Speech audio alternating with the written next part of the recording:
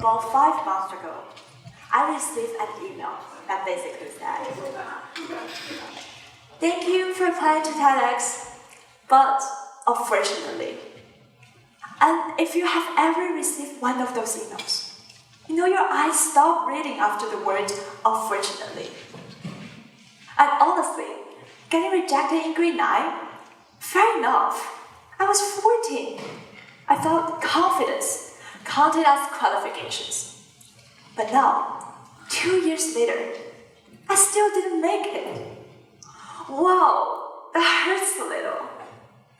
So I almost gave up on being a speaker and signed up to be an editor instead, which feels like, congratulations, you're now backstage in your own dream. But I never really gave up. I kept working on the talk anyways. I even asked my friend to help me edit it, just in case. Just in case some impossible scenarios happened. And guess what? 2 weeks ago, not far, one of the speakers dropped out, which means I got a chance. So I sent this message saying, "Hey, if it's not too late, I think I have something ready to share." And somehow, they said yes. But here's the twist. The talk I was originally prepared, the version I was so convinced would get selected, is completely different from the one you're hearing today.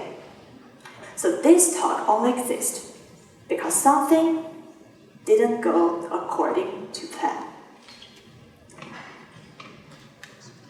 So between the first note and the stage, it's a gray zone that nothing was guaranteed. No certainty, no clear outcome, no proof it will work, just possibility. And that's why we call it the gray zone. Now, this realization became especially personal to me because I'm actually a life design coach. Yes, at 17. Which means before every consultation, there's at least one adult staring at me like, what exactly could this child possibly know about life? Which is okay. So for the credibility purpose, I'm part of a Stanford affiliated Design Your Life program and somehow became the youngest certified coach in China section. Which sounds impressive, right? Until I realized I joined because I have completely no idea what I want to do in the future. I was interested in everything. I like business, psychology, engineering, art, and education. Which sounds okay. Until my brain felt like a browser with 27 tabs opened. And some of you may know what that's like, right? Like half the tabs are frozen, and one is playing the music that won't stop. So I joined this program hoping to figure myself out. And then walked into the room, I realized almost everyone there was in their 20s, 40s, even 50s. And they're doctors, engineers, designers, people who have done everything right. I still woke up wondering, wait, is this really the life I want? And I remember having this completely shocking realization. Wait, adults are confused too? And it turns out, many people aren't lacking potentials. We're just trapped inside a version of ourselves we decided is final. We define ourselves way too early. Society loves certainty. They tell us, pick a passion, choose a path, become someone, quickly. So that we rush from that messy gray of uncertainty into this black and white comfort of labels. So that's why today, I want to open up your vision by using different ideas from math, physics, neuroscience, psychology, and even nature to talk about possibilities. Because, strangely enough, some of the most cold academic subjects have taught me the warmest truth of being human. So, let's start with math, which I know sounds a little dangerous at a TED Talk, but please stay with me. So, If I give you 1 point, can you define a line? Well, no, because infinitely many lines can pass through it. Well, how about 2 points? A straight line, right? That's what we're told. 2 points determines a line. But what if you look at this? Or this? Well, that straight line is how a lot of people view life. Starts here, ends there. Nice, predictable, efficient. But is that really the story? Who here wants their life to look like a straight line? That sounds not like a meaningful existence to me, but more like a hospital heart monitor problem. Real life curves. They stall, they start, fall apart, and reinvent themselves. And that's why we want to talk about it right now. Because in calculus, there's a very interesting idea called a derivative, which is just a very mathy way of asking, how fast is something changing right now? And I love that idea. Because it means at any moment, your direction can change. Even a tiny shift, repeated over time, can completely rewrite a trajectory.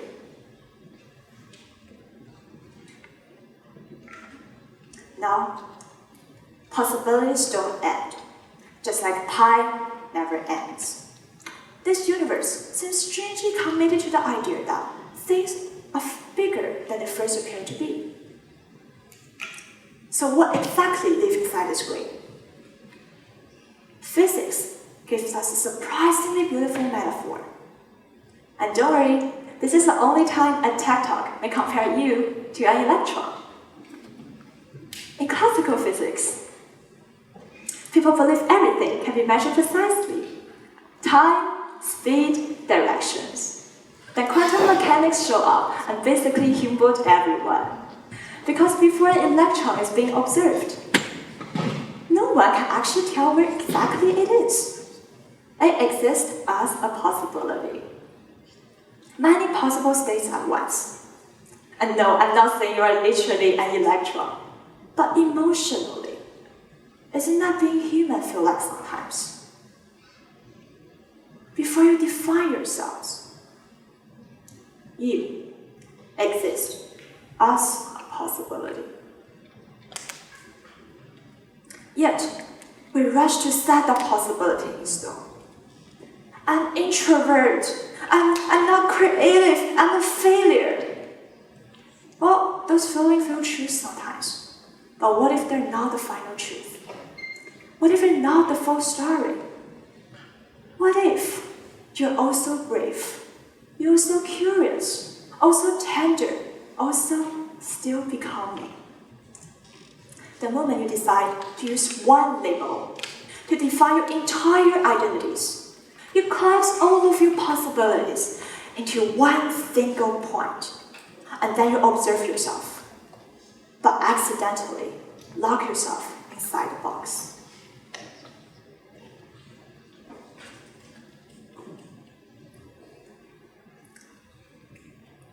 And after I see this pattern, I couldn't unsee anymore. Because the question now becomes, if this uncertainty holds so many possibilities, then why are we so afraid of it? Why do we work so hard to turn every gray area into black and white? That's because our brain is built that way. For our ancestors, they don't always have the luxury to live in uncertainty. If something moves in the bushes, your ancestors don't have time to be like, perhaps this creature represents the complexity of existence. No, it's like, tiger, run! And the people felt like overanalyze the tiger situations did not become our ancestors. So now we realize the same mental shortcut that once saved us physically cannot travel psychologically because we're using that same fast labels on ourselves. We're running from uncertainties towards instant answers, and eventually limiting ourselves. But here's the good news. Neuroscience has proved our brain has plasticity. Our brain is plastic. Well, it's not fixed. Oh, not plastic like a water bottle, but neuroplasticity, which means every time you try something unfamiliar, your brain builds new neural pathways. Like travel through a forest. The first time you walk, it's awkward. You're stepping over branches. But the more you walk, the clearer it becomes. And eventually, what once feels impossible starts to feeling natural. So if you constantly tell yourself, I could never do that, or I'm bad at this, then your brain strengthens those pathways. So if you start challenging those assumptions, even a little bit, then your new pathways start forming.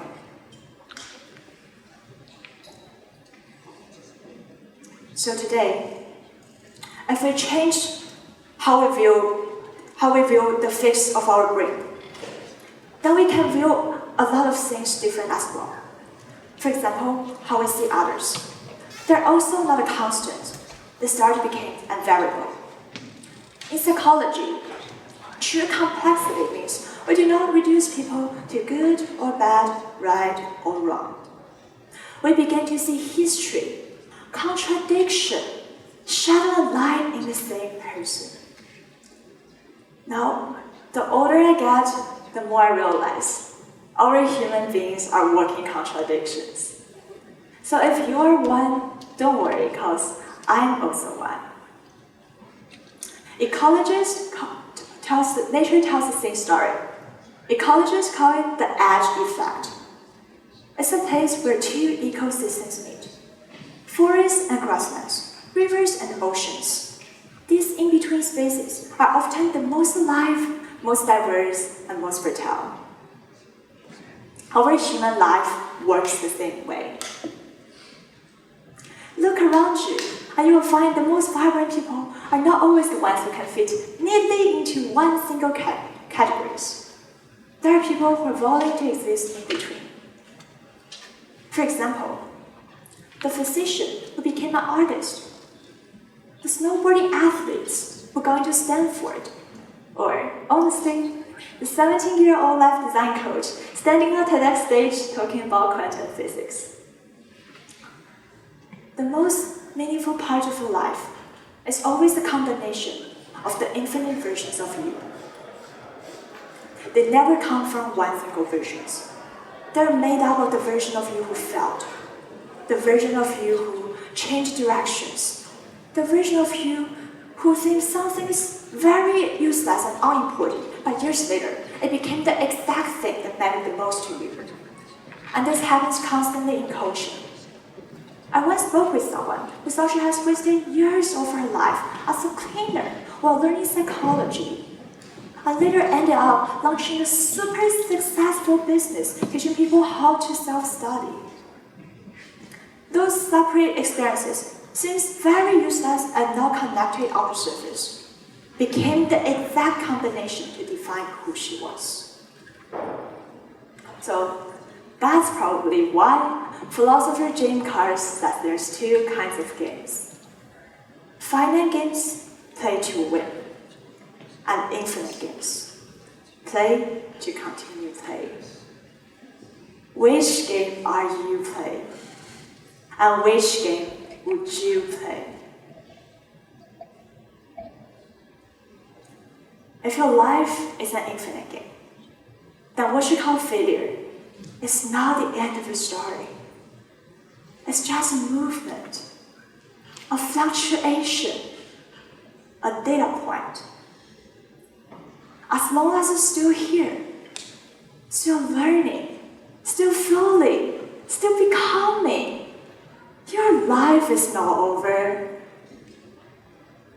And honestly, this stage is a proof of that.